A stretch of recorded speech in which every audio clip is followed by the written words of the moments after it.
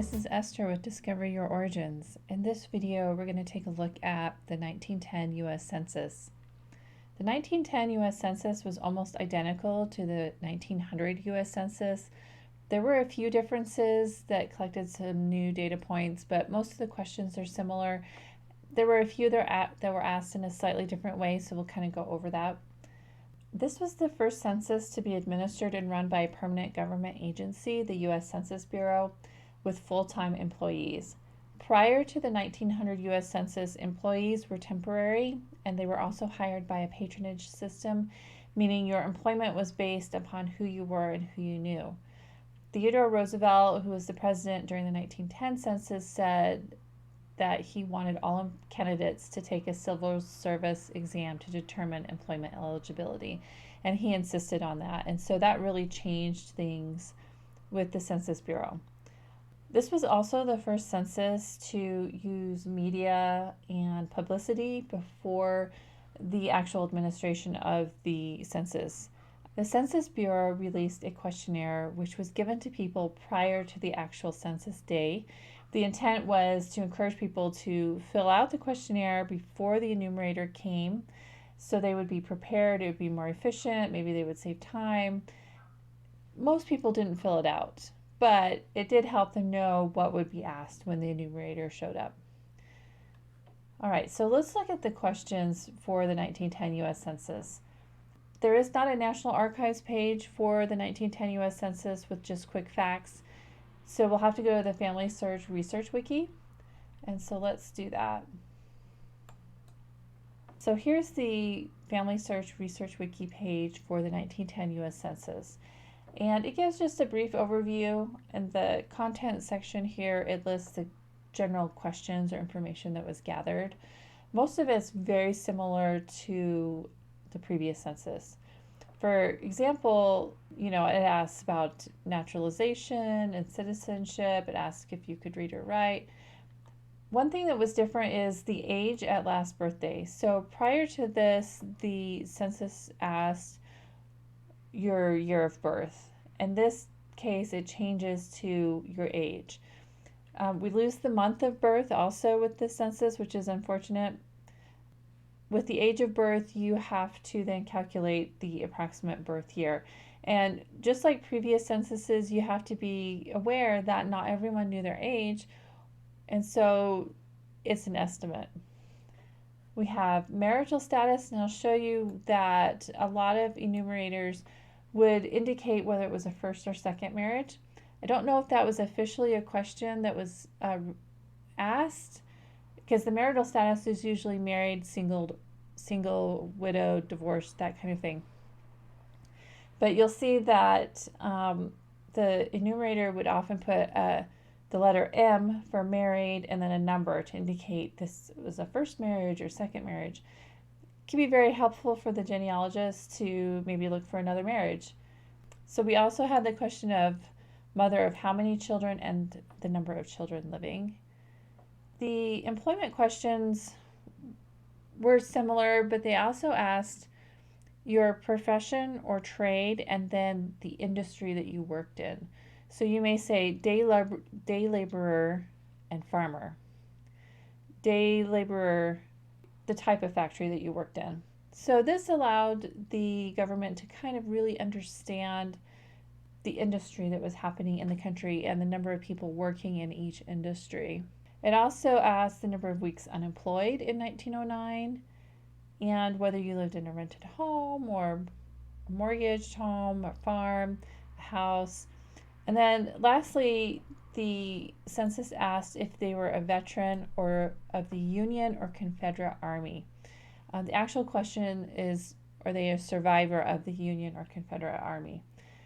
By this point, 1910, it's been quite a long time since the Civil War.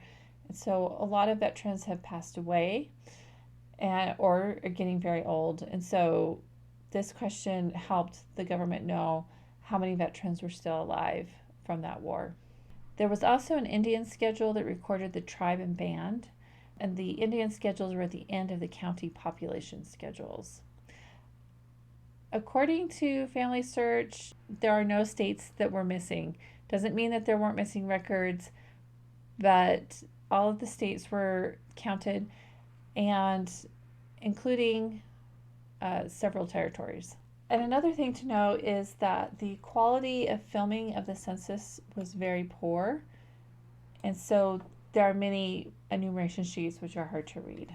All right, let's look at the statistics for the 1910 census. And so we'll head over to Wikipedia. The overall population increased to 92 million, which is an increase of about 21%. The most populous state was New York State with a population of 9 million, and the least populous was Nevada with a population of about 81,000. So as was mentioned before, the 1910 census, just like the 1900, switched to a portrait versus a landscape orientation, but the information was recorded in rows versus columns. So just a little bit of a different style.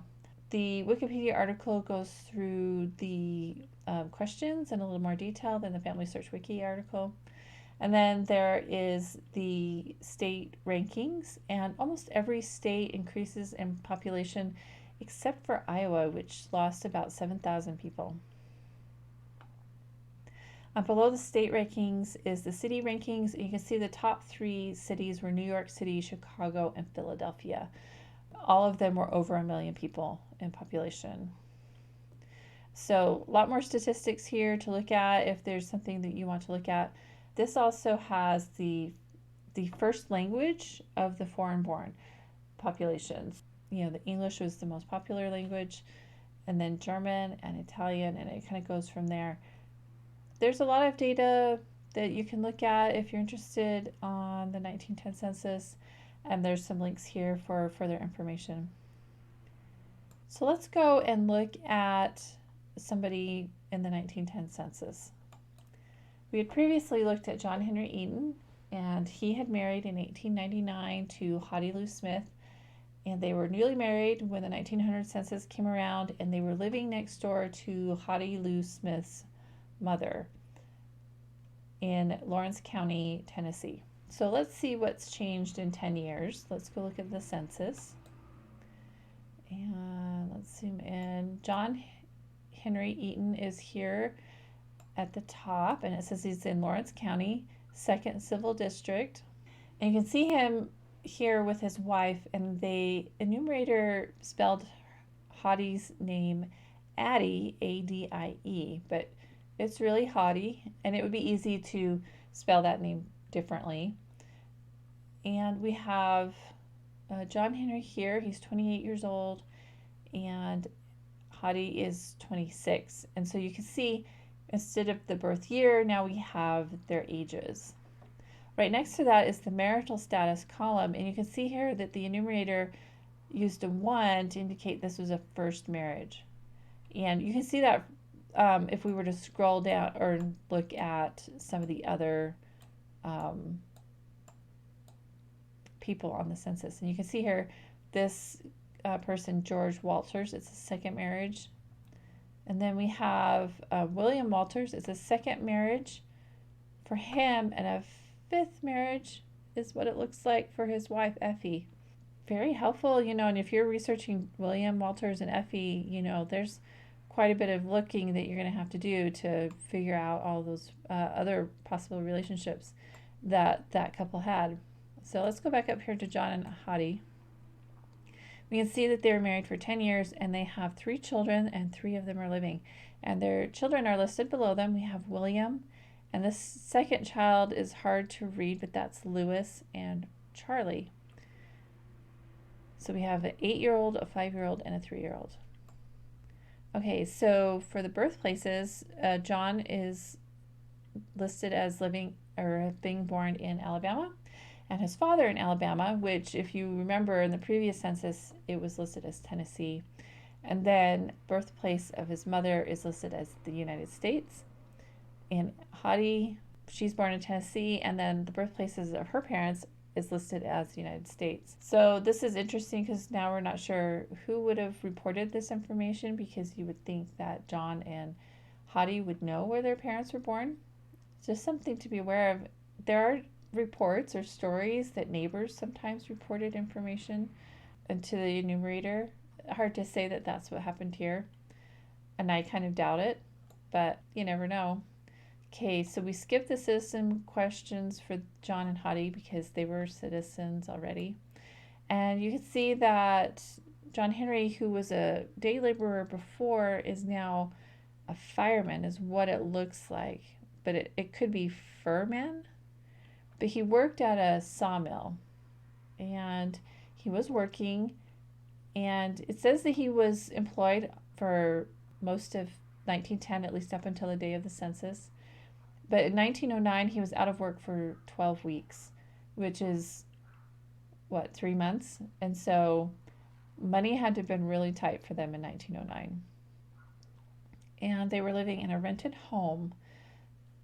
So, and they both could read or write. There is John Henry and Hattie Lou in the 1910 census for Lawrence County.